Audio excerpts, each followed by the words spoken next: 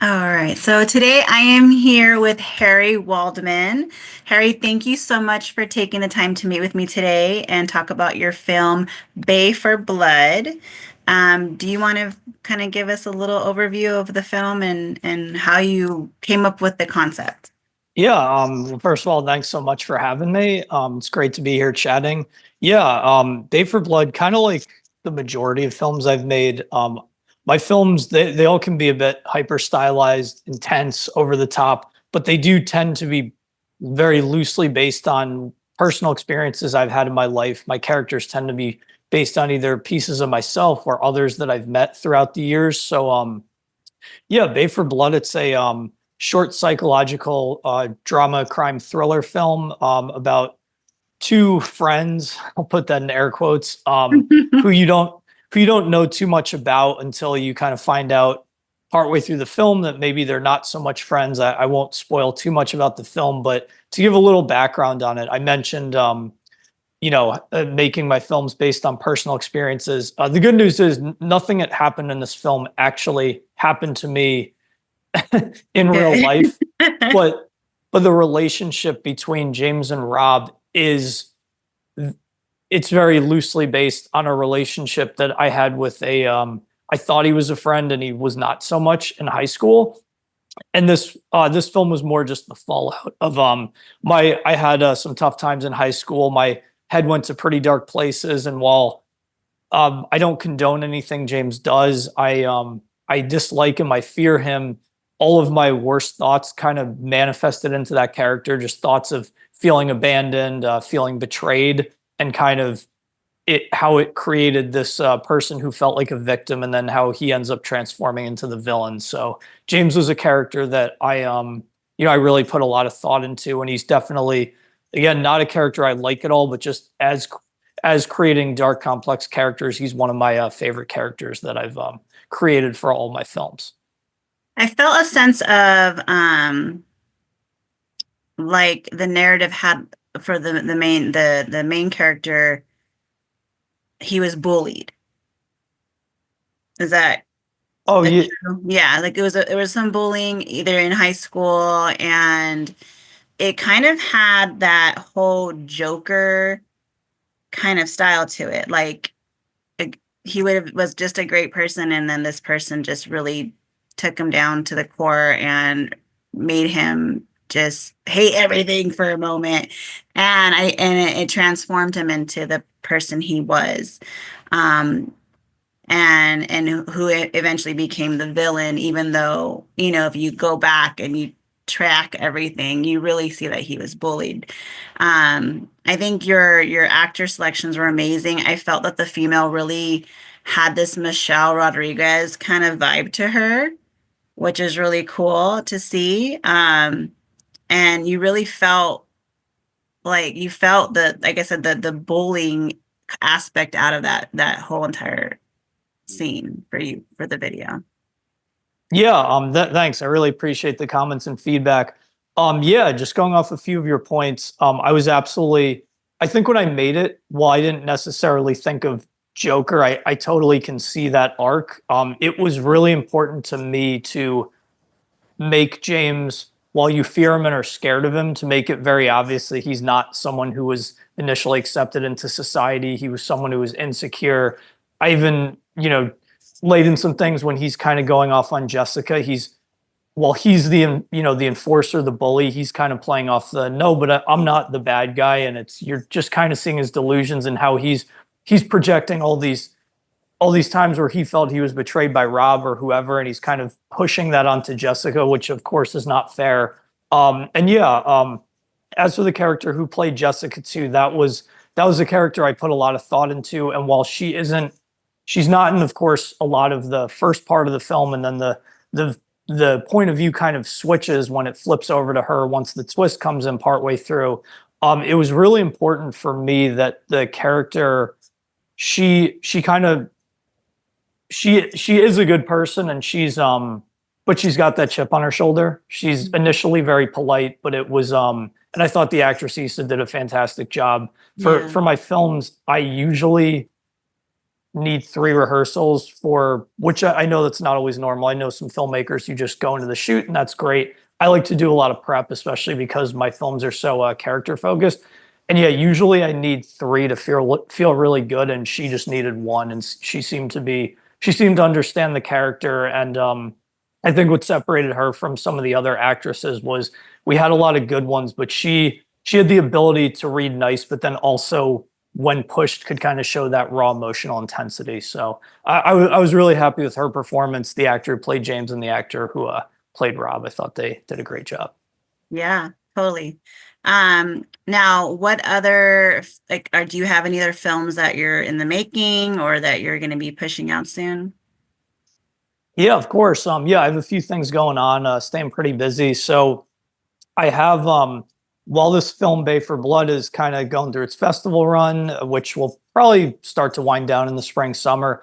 I have a few other projects. I have a my debut feature film, The Corridor Crossing, which just to give a little background on it, also dark psychological thriller, but there's actually a sci-fi aspect to this film.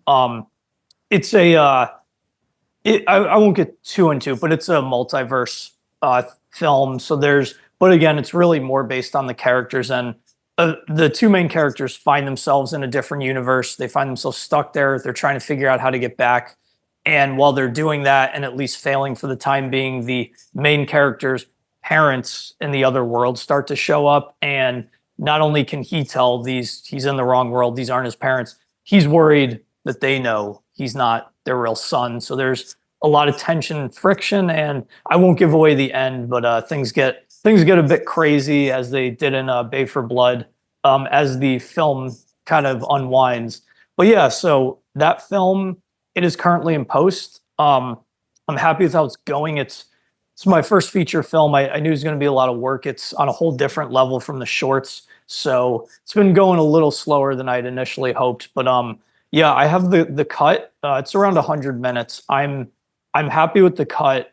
Color correction still needs a little work. I have a temp score down, but I want to. For my previous films, I'd gone with royalty-free music, which had some mixed results. So I wanted to hire an actual composer. So the next step after I go through, I'd say at least a few more rounds of edits, then I'm going to hire a composer. And then after that, it's just cleaning up audio, cleaning up video noise issues, destabilization, all that good stuff. And then Yeah. I don't want to set a date, but at some point it will be done and going out to festivals. But yeah, so in addition to that, I have 2 more projects mainly going on. I have another feature film called Incautious. And while I've, mentioned kind of making these very intense up-tempo, kind of tight psychological thriller horrors, this is actually more of a drama. It's based actually pretty heavily on my childhood. I had 2, I lived on a cul-de-sac, so there were a lot of kids on the block, and we all became very close, played a lot of sports and video games and hung out and stuff.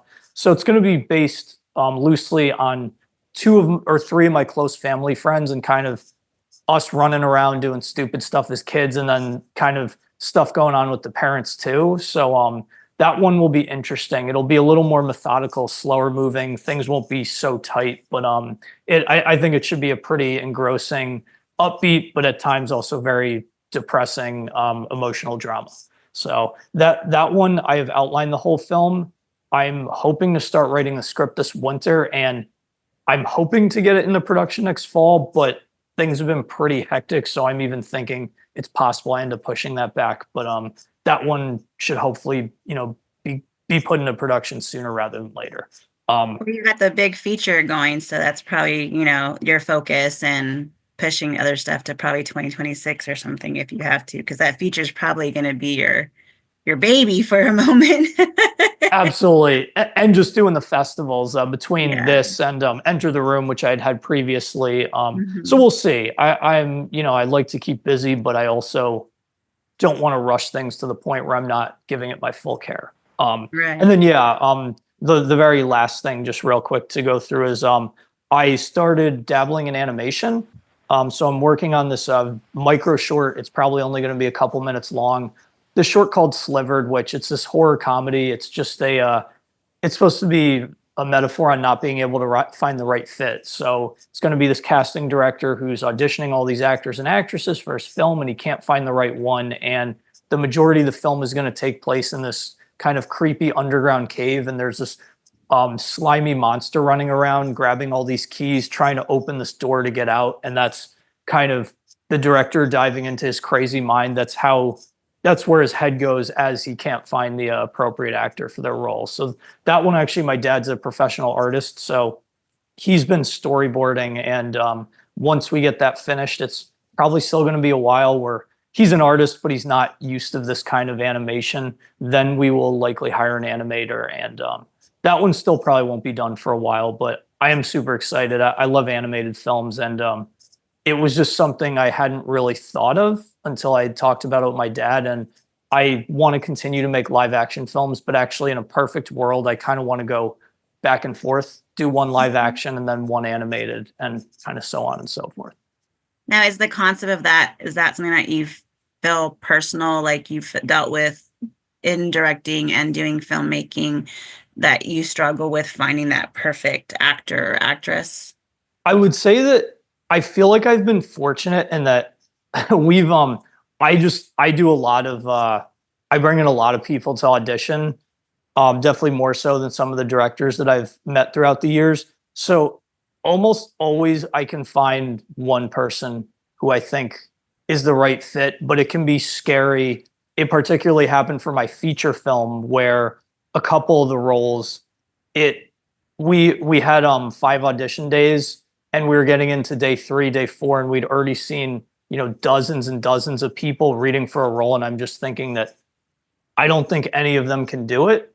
Particularly this one role where we found this actress, and she was, I mean, we must have auditioned like over 100 people, and it was basically her. And there was one other person who I thought would have been good, but she lived in Atlanta and I'm in Chicago. So it just might have been tricky trying to figure out logistically how we can make that work. So I've been fortunate in that I've generally been really happy with my final cast, but I just keep thinking that at some point it's going to happen on one of my future projects where we're going to go through 50 or 70 or 100 people, and I'm just going to think there's no one who's quite right for the role. So again, I guess it's based on personal fears, I would say, this film in the future. Right. Well, I can imagine. I mean, sometimes there's in a film, there is a specific person or specific personality that needs to come out, and it has to be met, or else you can't get that same energy or same feeling across the screen. So I can understand how important that is. So I know you've been with SCIFF, I believe, last year, correct? That is So, correct. and you chose us again, so that's a good sign. Absolutely. All right, I love it. So we are definitely growing. This is my 3rd year with them as well, so I'm really excited to be here and doing this and the red carpet hosting. Any plans for any other like videos that you're entering into SCIFF? Are you planning on doing your feature film for next year, possibly, or? So yes, on the first part for the feature film, I've had a really good experience with your festival both times. I'll definitely submit the feature when it's done. I don't think it'll be done by next season. We'll see. If I mean, I work on it every week, but I with the shorts, I was I think particularly with pacing. There's some other aspects of filmmaking where I feel like I still need to put more into, but I've spent so much time with this feature, just even being okay with the cut. So I will say I do plan to submit. The film's called The Corridor Crossing for sure. It might be a few seasons though until it is completely ready to go out, but absolutely that is the plan. Awesome, awesome.